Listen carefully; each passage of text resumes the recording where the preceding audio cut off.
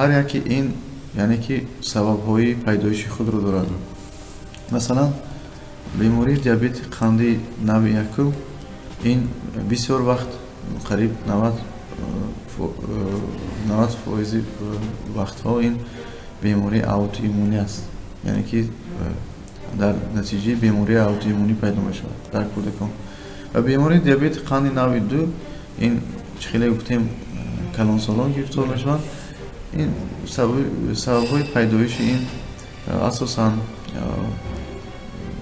пурхӯрӣ, чӣ хеле савол додед, асосан хӯрокҳои ширин ва ордин. Орди аз орд пайдо шудагӣ мешаванд.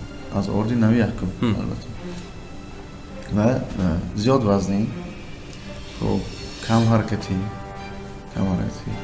ва дар зери фишори асабоният қарор гирифтан, яъне ки дар ҳолати стресс будан, он ҳам метавонад боиси пайдо шудани бемории диабети қанд бошад.